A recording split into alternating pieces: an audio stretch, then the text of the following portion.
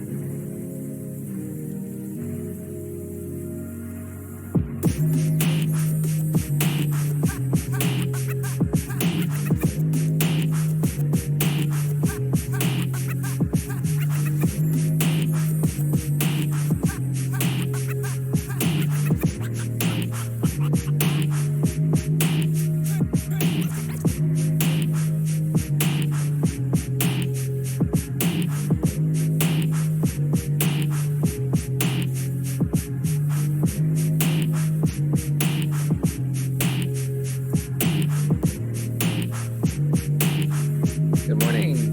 Let me lower that music. Welcome to the show of Morning Words. I am your host of your Morning Words. My name is Joseph. You all know me.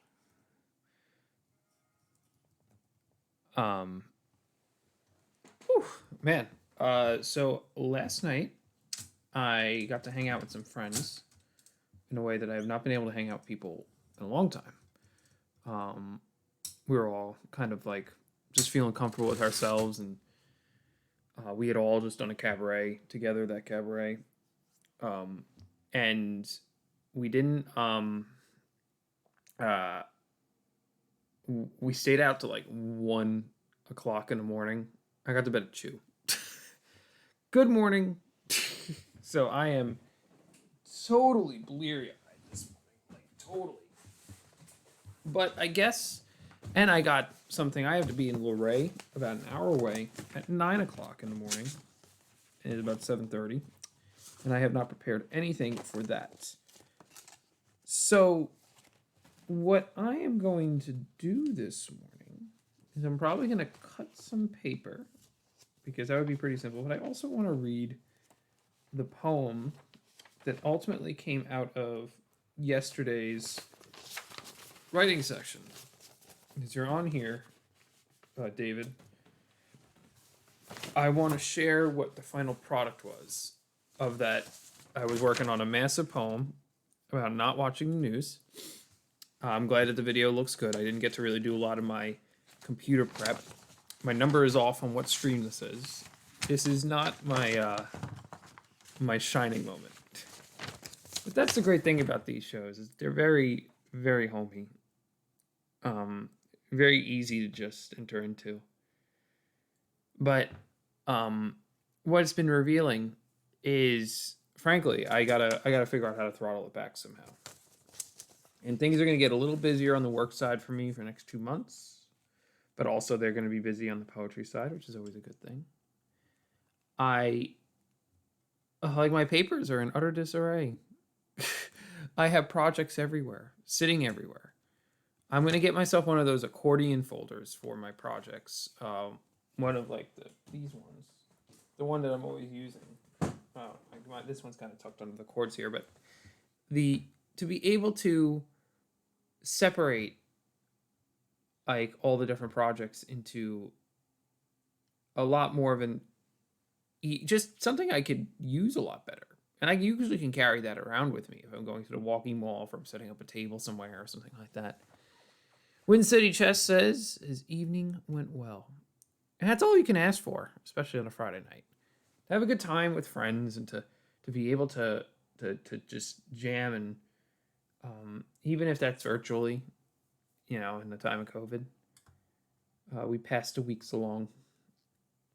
And I mean, I'm feeling extremely contemplative about a ton of topics today, but the time is not going to allow me to really dive deep into them, which is a shame, because that's what I want to do. But sometimes you just have to go with that flow, and either it's going to work out well or it's not going to work out well. Yesterday was a great stream working on this news poem, and I got to read it.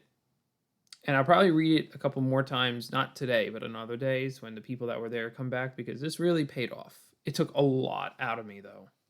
So what I realized is that my poems, you know, I write good, quick, short poems. Really good, quick, short poems.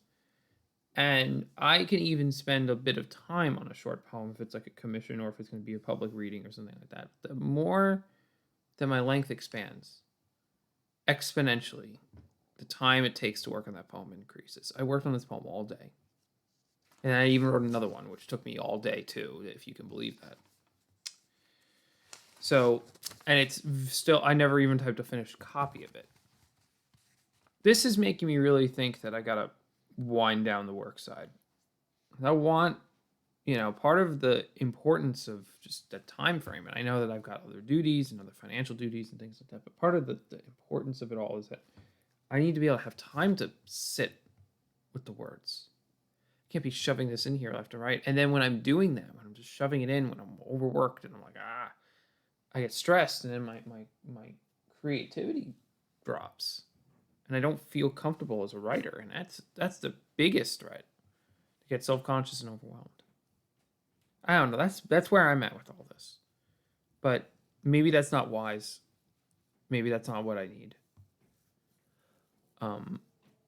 But it's life. You keep chipping at it. So I stopped watching the news in its final form after many repeated edits.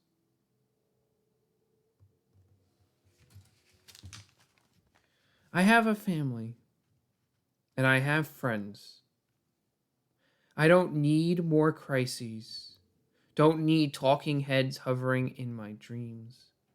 Reading tweets and taking beats to let those Medicare commercials run. Then reproducing as donkeys and elephants to debate the very ground we walk on.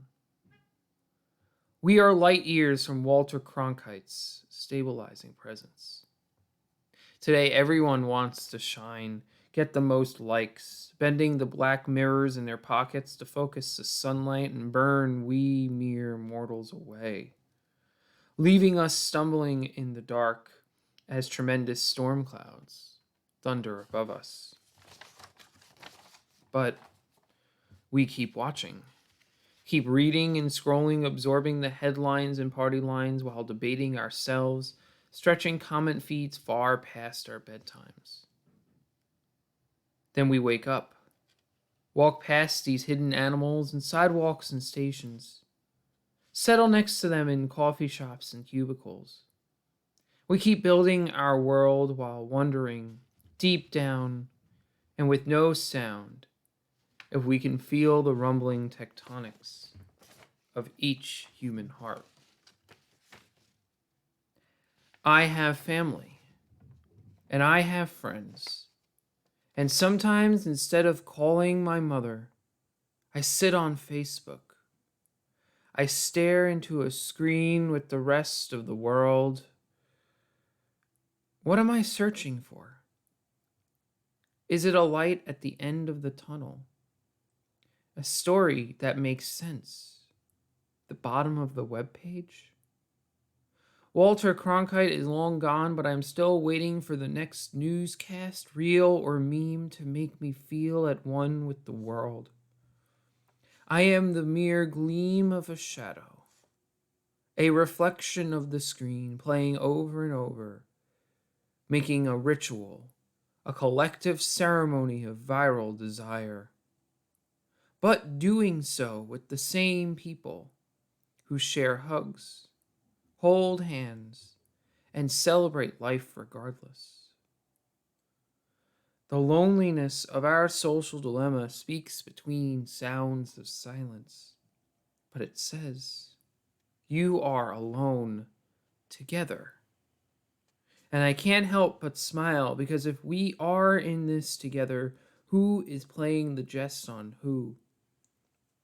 What we broadcast in our casual kindness, what we report in our silent prayer. This is the news. Unbiased, unhindered, the unlimited truth.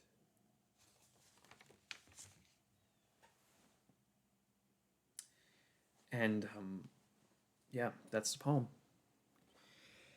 So, my conclusion. Oh goodness, I'm yawning. Oh, thank you, um, David. That means a lot. I really hope that it did strike, and it seems that it did. Um, it was it was a true labor all the way up to the end. I think I was writing until, so this cabaret started at like 7. I think I was writing till like 6:45. And I actually, in the intermission, I scribbled. You can see the scribbled the last lines. Um, well, that really, wow, that really means a lot. Um, so the next step with this one is to write it into something that would be cohesive. And I think I'm gonna really kind of work this poem out, not like edit it. I think it's pretty set where it is. There are some line words I change here and there, but I gotta like do something with this for the Instagram or something. Well, it really and what's funny about it was I was reading it in the second half of the cabaret. The first half of the cabaret, I read a really nice poem, which I have sitting here as well somewhere, about dedication to the audience, and it was about the audience experience of becoming one with the actor. It was very metaphysical.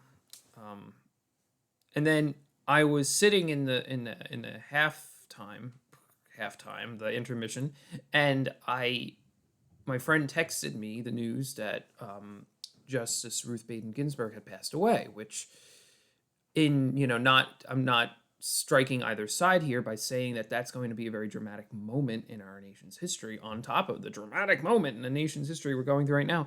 And I think that this really was important for that. So, just the fact that the news was even waiting. If you really feel that I captured a moment, then that is a sign that I need to do more with these words here. But it was a good cabaret, and it was really great to be able to read this and work this, and it shows that if I spend the time working a poem and I learn to settle more into that, I have a pile of things that I know that I can turn into something. I've been also, I think I said last stream, taking lessons basically from a friend who actually got an MFA. We're kind of finding the middle ground between my very pedestrian verse and his MFA skills.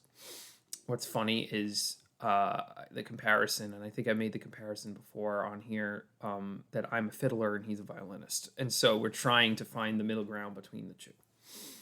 But it was actually the perfect metaphor. So I really want to turn these things into something more, but that's at least a goal. What I'm trying to go for.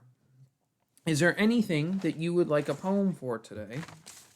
I have a blank sheet of paper. Well, it's actually got a poem on one side, but I couldn't find my thing before I before I started the stream. But I can take requests if you want. But I know you said you only have a few minutes, so if you've got a jet, you got a jet.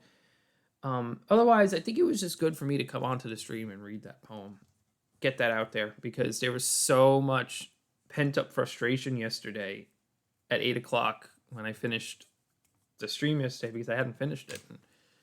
And I was really struggling with it. I was frustrated during the day. At a certain point, I was just like, I was really stressed out. And I was just sitting here and I couldn't write a damn thing because the pressure was on. The cabaret was pressure. Wednesday Chess is bowing out, and I think that's gonna I'm gonna join on that. I'm really excited. We are only a few weeks away, ladies and gentlemen. I'm gonna plug your thing here, David. We are only a few weeks away, and people will hopefully catch on the replay. We are only a few weeks away from David's own book release, and it was, I think, stories about home. I think it is, or something like that. That's not the title, but that's what the theme is. Stories on the theme of home, and I am really, really excited to get and read that. And so that is, if you want to learn more about that as it stands now, I do believe I have um, on my calendar on um, the Walking Wall Poet website. I have down that I'm going to his reading, and he's going to be um, reading some excerpts of the book at the Winchester Book Gallery, and I will be there. And I would encourage everybody to tune in virtually when that is set up. If it has been set up, I'm not sure if it has been, but Mobius Meditations on Home, you're going to want to keep an eye out for that when it comes out. Uh, and it is able to be ordered on all typical or atypical platforms. So that is going to be really exciting. And I've read some of David's stuff for I don't think that stuff. I don't know if that's the stuff that's going to be in this book or if it's stuff that's going to be in another book eventually. But I've read some of his stuff. I think his autobiographical essays that he hasn't ever published. And what I can say is that his writing style is powerful, strikes to the heart, and really challenges the reader in a great and an amazing way. It is raw and real and beautiful. So I really am excited to see what he has to say, and I am really excited to see how I'm going to figure out this morning and get myself down to Del Rey and write at a car show for 5 hours without losing my mind. Thank you so much for tuning in. Thank you for everybody tuning in on the replay. This is going to be awesome. You all have a wonderful poetic day.